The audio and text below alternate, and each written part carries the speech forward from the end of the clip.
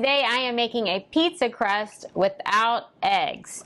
I'm going to be using a box mix. What? That's something that I would never normally do, but on very, very special occasions, then maybe I will use something like this. So before I even begin, I want to remind you that anytime it's a refined product, refined flour, your body treats that like sugar. So if you are someone who needs to watch your blood sugar control, like I do, we need to make sure that we combine this with other ingredients so that we don't cause blood sugar spikes. So the ingredients of this one is tapioca, modified tapioca starch, sea salt, oregano, onion, and garlic. So it's fairly clean, but that tapioca starch, that is very, very fine powder, which you'll see in a minute, looks like cornstarch. It's so fine that it's definitely going to cause a blood sugar spike. Now, when you combine that with the eggs, that slows it down a little bit. I don't eat eggs. Some of you don't eat eggs. Some of you are allergic to eggs. So we're going to be using flax seeds in place of that. Whenever you use flax seeds, you want them to be ground, and you need to store them in the freezer. So before we even begin, we need to make our flax eggs. And so whenever you replace an egg, you can use a bunch of different ingredients. I prefer flax, especially for something like this. Flax seeds are very high in omega-3 fatty acids, which is good for brain health, but it's also a fat that I combine with this to help lower that blood sugar spike. So for each egg, you want 1 tablespoon of ground flax seeds, which I already grounded the seeds. I bought them whole. I ran them through a coffee grinder, and then I put them in the freezer. And so this is 1 tablespoon, and for each tablespoon you use about 2.5 tablespoons of water. I want 2 eggs. I'm just following the directions on the box. It uses 2 eggs, so I did 2 tablespoons here. So since it's 2.5 tablespoons of water for each one, that would be 3 tablespoons. But this also calls for oil, and so I'm going to round that up. So I'm going to do 3 tablespoons of water for each one. So I'm going to do 6 tablespoons of water total.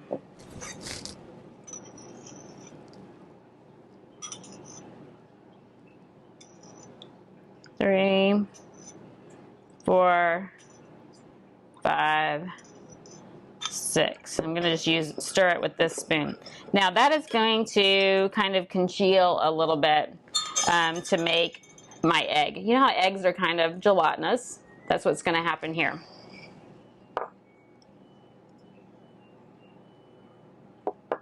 Alright, so on this box mix it says blend 3/4 cup of shredded cheese.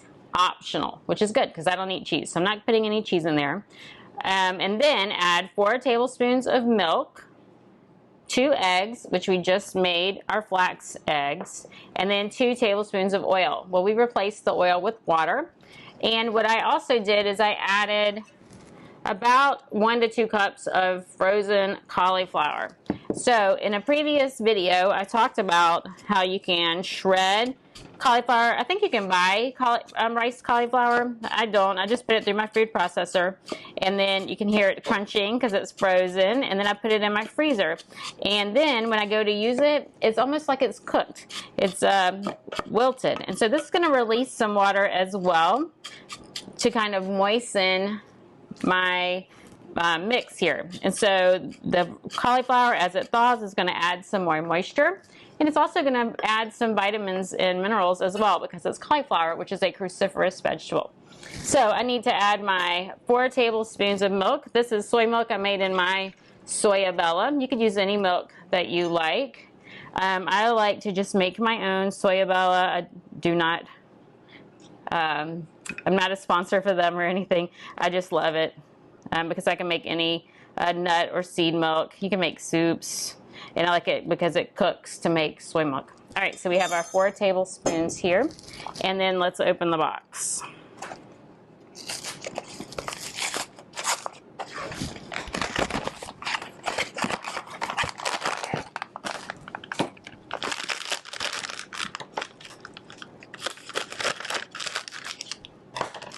Okay, I'm just going to pour this into the cauliflower. And you can see it looks just like powdered sugar. And unfortunately, my body is going to see it that way too. So this is not even something you eat once a week. I know people say in moderation. What does that mean? We need to define moderation. With something like this, this is very rare. You know, once every several months or once a year. I do like to make a raw pizza crust, which I will make, if I haven't already, I'll make one of those. Okay, so I'm just going to stir this in with that frozen cauliflower and the milk.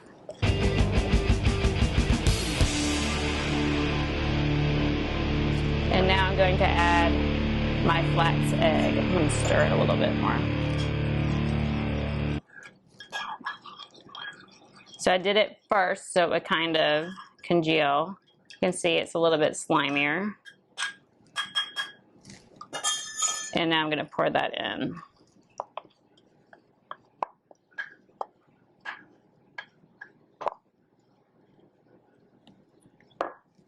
So I'm just going to fold it over. While I'm stirring, I'll talk a little bit. So since I know this will cause a blood sugar spike, I need to think about what I'm going to put on top of my pizza crust. So when I look for a pizza sauce, I'm going to make sure that I find one that does not have added sugar, because that would increase the blood sugar spike. Now, pizza sauce is another thing that does tend to raise blood sugar.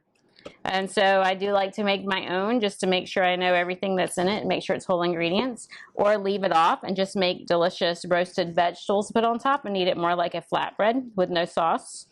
And another trick that I like to do that I'll show you when I take the pizza crust out is I will cut a garlic clove. I'll crush it first to release the allicin for all of those nutrients, for antimicrobial, antibacterial, antiviral, all those properties in the garlic. I will crush it and let it sit as soon as I stick this in the oven, and then when I pull the crust out of the oven, I will rub that garlic on the edges, and that will put the garlic flavor into the crust to give it some more flavor. Okay, so you can see I stirred it, and it's still a little too dry. I don't know, it is kind of holding together. I want to just check it with my hands. Just make sure you have really good hands, or clean hands, or wear gloves when you do this. So you can see it's holding together. It is making a dough that I could press into a crust. I may have to add a little bit more water. So far, it looks pretty good. And the cauliflower is still a little frozen, so it's going to add a little bit more water too.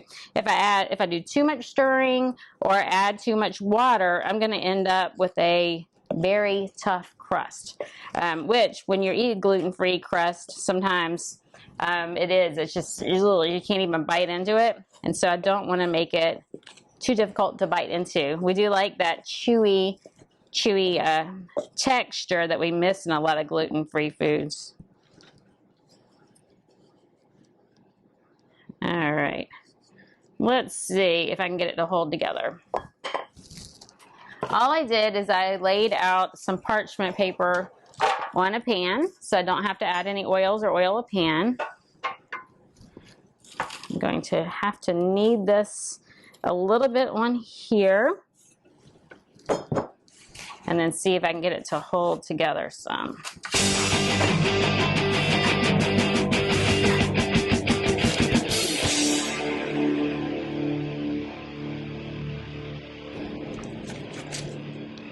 Okay, you can see I got it to hold together. So now I need to press it out. So the box said 12 by 14. We'll see. I prefer mine to be round, and so you could press it out into a rectangle. We'll see what happens. Something that I like to use if I'm pressing dough out, any dough, is I like to save some parchment paper like this just to help me push it out, because the parchment paper is not going to stick to the dough. I can peel it right back off. Where if I use something like a rolling pin, it's probably going to stick. Or I'd have to add more flour. And if you add more flour, you're going to make a much stiffer dough. It's going to be much harder to bite or chew.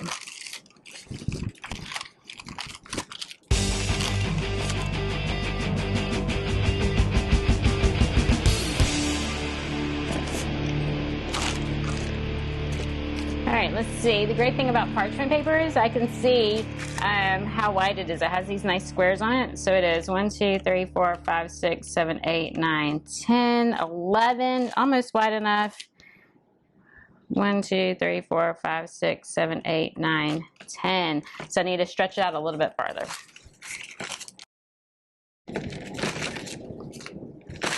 Okay, so it's not perfectly round, but it's good enough for me.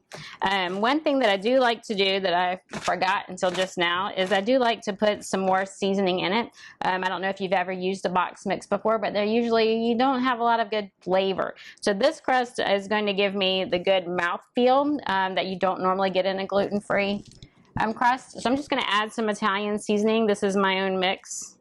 Look at my gross hands. But I'm just going to press it into the crust where I would add it when I add the cauliflower. All right, I'm rubbing it between my fingers just to break it up, and then I'm going to press it into the crust. And then once again, when I pull this out of the oven, I'm going to rub the garlic on it. So I'll show you that in a minute. All right, so here is our crust. It's going in the oven, I think, for 8 to 10 minutes. Is that what it says? 8 to 9 minutes. I'm gonna do 8 minutes. All right, I'll be right back with you.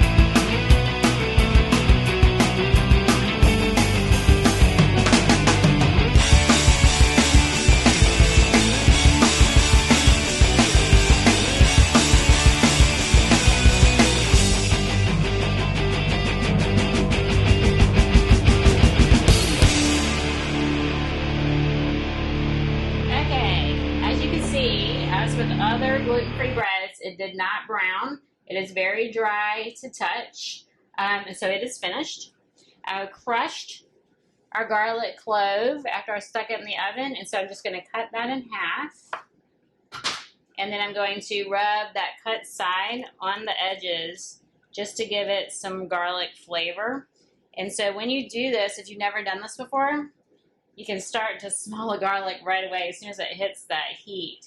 And you'll think I'm not getting much on there, but you are, I promise. So you can put it all over the crust. I definitely put it on the edges where sauce and vegetables aren't going to hit, but I might put a little bit in the middle as well. I'm not going to make a sauce for this. For me, my family will eat a sauce, but just because there's a lot of sugar in the sauce. I will do another recipe, another video showing you how to make a raw pizza sauce. That it will not spike your sugar.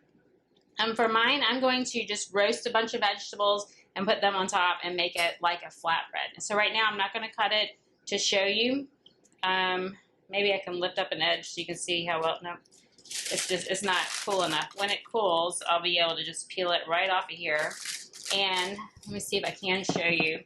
With the tapioca, if you've ever had tapioca crust before, you can kind of see, maybe you can see, it's a little bit gummy on the inside. And so that's just one thing to watch for. Now, when you put sauces and things like that, sometimes you do stick it back in the oven, that may dry it out a little bit more, but it does help give it that chewy feel. Anyway, I threw away the box, but pretty much any box mix will work. Remember, for each egg, you can make a flax egg, usually 1 tablespoon per 2.5 tablespoons of water. But if the recipe calls for oil and you don't want to use oil, I don't use oils. You can see my other video on why I don't heat oils. But I replaced the oil with water with this and with cauliflower. And so I did put about 1 to 2 cups of cauliflower just to help break it up, to help keep so it's not all gummy like the tapioca will do, and help give me that mouthfeel as well as nutrients, vitamins, and minerals. Anyway, let me see if I can pick it up. It is really hot, and I will show you the finished product as well. So here is our pizza crust. Please like and share my videos, subscribe to my channel, comment. I love, love, love to hear from you. Let me know what else you would like to see and hear about. Remember, this is not a weekly thing you eat. Tapioca is not good for you, so even though it is gluten-free, it is dairy-free, it is egg-free, it is whole food plant-based. If you can call tapioca flour whole food plant-based, I'm not sure about that. But it will spike your blood sugar. So this is an occasional food. I'll do another recipe for a healthier version of pizza. But for now, you can have pizza with your family and pick it up and eat it and bite it just like they do so you don't feel left out. Anyway, enjoy!